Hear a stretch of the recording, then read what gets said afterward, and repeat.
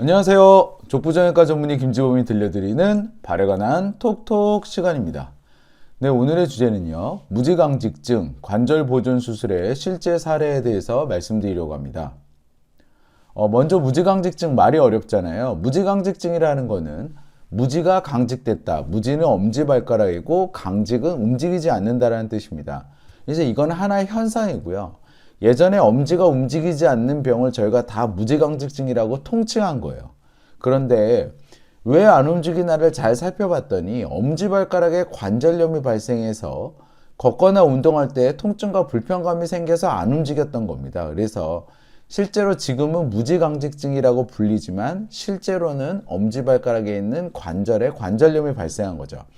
요거를 조금만 자세히 살펴보면 어느 관절에 발생하냐? 엄지발가락하고 발등을 이어주는 이 관절, 정확히 얘기하자면 중족 족지관절인데요. 이 관절에 관절염이 발생해서 뼈가 발생합니다. 뼈가 튀어오릅니다.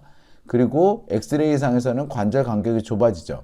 그렇게 되면 정상보다 아픈 쪽이 더 많이, 더 적게 올라가게 돼요. 죄송합니다. 다시 볼게요.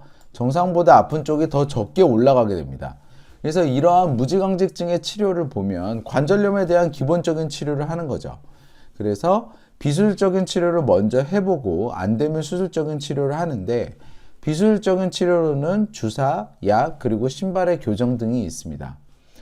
그러면 이러한 비수술적인 치료가 듣지 않으면 수술적인 치료로 가는데 수술을 어떻게 하는지는 이 단계에 따라서 이 무지강직증의 단계에 따라서 다르게 결정이 됩니다. 무지강직증의 수술적인 치료는 크게 두 가지로 이루어지는데요. 관절을 보존해서 발가락의 움직임을 보존하는 관절 보존 수술이 있고요. 관절을 아예 굳혀서 움직이지 않게 만들어버리는 관절 유압 수술이 있습니다. 이러한 수술의 선택은 제가 아까 단계에 따라서 나눠진다고 하는데 단계는 크게 세 단계가 있어요. 1단계는 요 등 쪽에 뼈만 자란 상태고요. 2단계는 관절 사이의 간격이 좁아졌지만 연골이 남아있어서 간격이 그래도 남아있는 상태. 3단계는 완전히 관절 간격이 없어서 뼈와 뼈가 맞닿아 있는 상태입니다. 그래서 무지강직증의 수술을 다시 정리해보면 1, 2단계는 관절 보존 수술을 하고 3단계는 관절 유압 수술을 하는데 연골이 다 닳아 있어도 그러면 인공관절 하면 되는 거 아니에요? 라고 물어보시는 분들이 있습니다. 이게 캐나다나 이런 곳에서는 인공관절이 이미 나와 있지만 우리나라에서는 아직 그게 도입이 안 됐어요. 그래서 우리나라에서는 현실적으로는 관절 유압 수술만 할 수 있는 상태입니다. 오늘 소개해드릴 사례는 무지강직증 환자를 관절 보존 수술로 치료한 사례입니다. 그래서 여기에 대해서 좀 자세히 말씀을 드릴게요. 40대 남성이었고요. 엄지발가락에 붓기와 통증이 있으면서 걷기가 어렵고 발가락이 안 꺾인다는 것을 주소로 저한테 내원했습니다. 이 환자는 운동할 때 엄지발가락을 많이 쓰고 까치발을 들어야 한다는데 그게 힘들다고 이야기를 했어요. 그래서 환자의 외견 사진을 보면 발등 쪽이 두꺼워져 있죠. 그리고 엄지발가락이 안 아픈 쪽에 비해서 아픈 쪽이 올라가질 않습니다. 운동 범위가 제한이 되어 있는 거죠. 강직이 되어 있는 거예요. 그래서 이런 두꺼워진 엄지발가락과 위로 안 올라가는 엄지발가락이라는 거는 전형적인 무지강직증의 증상이 있는 거니까 무지강직증을 의심을 해서 엑스레이와 CT를 찍어봤습니다. 엑스레이를 찍었더니 안 아픈 쪽에 비해서 아픈 쪽에 관절 간격이 좁아져 있는 게 확인이 됐고요. CT를 봤더니 발등 쪽에 뼈가 자라나 있는 것이 확인이 되었습니다. 그래서 생각을 해보면 관절 간격이 감소되어 있으니까 연골이 닳아서 움직일 때 충격이 흡수가 안 되니까 아프겠구나. 발등 쪽에 뼈가 자라 있으니까 발가락이 올라갈 때마다 그 자라난 뼈가 부딪히면서 움직임을 막고 통증을 유발하겠구나. 이런 게 짐작이 됐고요. 이거는 전형적인 무지강직증의 증상인 거죠. 그럼 도대체 이 환자는 40대 남성인데 왜 이렇게 일찍 무지강직증이 발생했을까 해서 엑스레이를 전체적인 모양을 보고 조각 검사를 시행한 결과 환자가 오목발입니다. 그래서 오목발인 경우에는 엄지발가락 쪽에 압력이 집중이 되죠. 실제로 걷는 모습을 봤더니 엄지발가락 쪽에 압력이 집중이 되는 거예요. 그러니까 엄지발가락 쪽에 그렇지 않아도 압력이 집중이 돼서 이 관절이 힘을 많이 받는데 또 환자가 수상 스키를 즐기니까 엄지발가락을 무리하게 썼을 거 아니에요. 그래서 여기에 일찍 관절염이 온 거죠. 그래서 이 환자한테 어떻게 수술할지를 상의를 했는데 한 번에 모든 거를 수술을 완벽하게 없애는 거는 사실 관절 유압술이 제일 좋습니다. 하지만 환자가 관절 간격이 아직은 남아있는 2단계였고 환자가 젊고 발가락의 움직임을 중시하는 상태였기 때문에 관절 유압 수술보다는 관절 보존 수술로 하자라고 이야기를 했죠. 그럼 관절 보존을 어떻게 하냐? 이미 발등 쪽에 뼈가 좀 자라있고 연골이 그래도 완전히 다른 건 아니지만 조금 남아있긴 하지만 그래도 연골이 달아있는 상태인데 이 상태에서 관절 보존 수술을 어떻게 하냐? 그 원리는 일단은 저기에 가해지는 압력을 감소시키는 방향으로 저희가 수술을 하면 됩니다. 왜냐하면 원인이 압력이 많이 가해졌기 때문이에요. 그래서 관절 보존 수술을 어떻게 하는지를 제가 차근차근히 말씀을 드리겠습니다. 일단 첫 번째로 환자가 발가락이 안 올라가서 힘든 거잖아요. 그럼 이걸 올라가게 해주려면 이쪽에 있는 뼈를 깎아야 돼요. 그래서 발등 쪽에 있는 뼈를 절제해서 뼈에 충돌 없이 발가락이 움직일 수 있게 합니다. 그래서 수술 전에 이렇게밖에 안 올라갔던 발가락이 수술 후에 거의 90도로 꺾이는 게 확인이 됩니다. 두 번째로는 연골이 다른 주 원인이 압력이 거기에 많이 가해지는 거잖아요. 그래서 비복근의 근막을 절제를 해서 아킬레스 힘줄을 늘려줍니다. 아킬레스 힘줄은 차고 나가는 힘을 가해지는 건데 그 힘줄을 조금 늘려주게 되면 엄지발가락 아래쪽에 가해지는 압력이 줄어들게 되는 거죠. 그래서 비복근의 근막 절제를 하고 이 뼈의 길이를 단축시켜요. 그러면 얘가 앞뒤로 길면 이 관절이 받는 압력이 높아지거든요. 근데 얘의 길이를 줄이게 되면 여기에 가해지는 압력이 줄어들게 됩니다.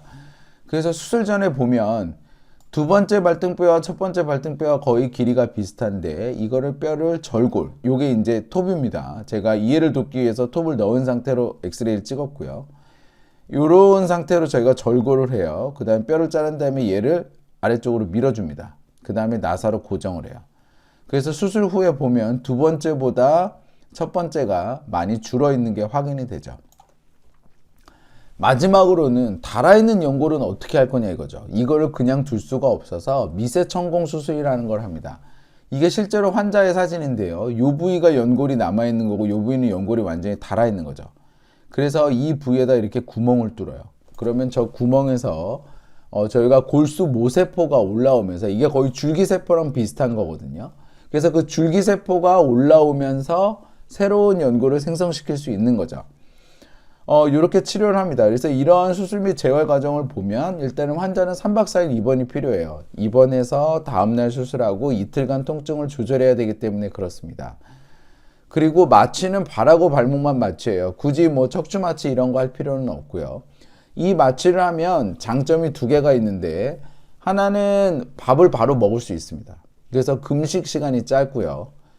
두 번째로는 이 통증을 못 느끼는 시간이 12시간이에요. 척추 마취는 6시간에서 8시간입니다. 그러니까 수술 후에 가장 아픈 4시간을 통증 없이 더 보낼 수 있는 거예요. 그래서 저는 이 마취를 합니다. 그리고 수술 후에 이틀간은 통증이 심하기 때문에 정맥무통주사와 신경무통주사로 통증을 조절합니다. 수술 후 4주는 저희가 기부스를 하고 걷게 하고요. 그 다음 4주는 밑창에 딱딱한 보조화를 신긴 상태에서 재활을 하면서 걷게 합니다. 수술 후 3개월째 이제 엑스레이를 찍고 이제 유압이 됐는지를 확인을 하는데 수술 전에 비해서 수술 후에 관절 간격이 많이 늘어난 게 확인이 되고 수술 후에 위에 쪽을 깎은 그 뼈가 깎인 채로 잘 유지가 되는 것이 확인이 됩니다. 그리고 환자는 수술 전에 불편함이 많이 좋아졌다고 이야기를 해주셨어요. 그래서 이렇게 발가락의 뼈의 위에 쪽을 깎고 길이를 줄여도 잘 걷는지 보면 이게 3개월째 환자가 걷는 모습입니다. 요 양말을 안 신은 쪽이 환자가 이제 수술을 한 쪽이고요. 굉장히 엄지발가락을 잘 디디면서 걷는 게 확인이 됩니다. 그리고 환자가 심지어 3개월째 운동을 좋아하는 환자여서 그런지 한 발로 까치발도 됐어요. 이건 굉장히 대단한 게 저희가 한 발로 까치발을 하려면 엄지발가락에 힘이 굉장히 많이 들어가야 됩니다. 근데 거기를 수술해서 한 발로 까치발이 된다는 거는 환자가 괜히 훈련을 많이 한 거죠. 그리고 환자는 저한테 얘기한 게 이제는 걸을 때 통증이 없고 내가 수상스키도 사실은 해봤는데 운동해도 안 아프다는 거예요. 그래서 굉장히 환자는 만족을 했습니다. 자, 그래서 정리해 보겠습니다. 무지강직증이라는 거는 엄지발가락의 관절염, 연골이 다른 상태고 발등 쪽으로 뼈가 자란 상태입니다. 그래서 엄지의 움직임이 제한이 되고 걸을 때마다 엄지발가락 쪽에 통증이 생기는 병이죠. 이러한 무지강직증에서 연골이 남아있는 경우 1단계, 2단계에 해당하는 경우에는 관절 보존 수술을 할 수 있는데 그 원리는 일단 튀어나온 뼈를 절제를 해서 발가락의 움직임을 확보를 하고 발가락에 있는 엄지발가락 관절에 가해지는 압력을 줄이기 위해서 저희가 비복근의 근막 절제 및 일중족골의 길이를 단축시킵니다. 그리고 다른 연골이 재생이 되도록 미세천공 수술을 해줘요. 이러한 수술 과정은 3박 4일 입원이 필요하고요. 발과 발목을 마취한 상태에서 저희가 재워드립니다. 4주간 통기부스하고 4주간 보조하고요. 대부분 수술 후 3개월째에 생활과 운동에 복귀를 하게 됩니다. 무지강직증은 생각외로 우리 주변에 많은 병입니다. 미국 같은 경우에는 거의 무지외반증만큼 많은 병이라고 되어 있어요. 그래서 이러한 무지강직증이 있는 경우에 내가 여기가 왜 아프지? 이렇게 생각하지 마시고 적극적으로 병원에 가셔서 진단을 받고 치료받으시면 이 환자처럼 2단계여서 비수술적인 치료가 실패를 하더라도 관절의 움직임을 확보하면서 운동에 복귀할 수 있습니다. 건강한 발걸음 행복한 100세 인생 발에 관한 톡톡이 함께합니다.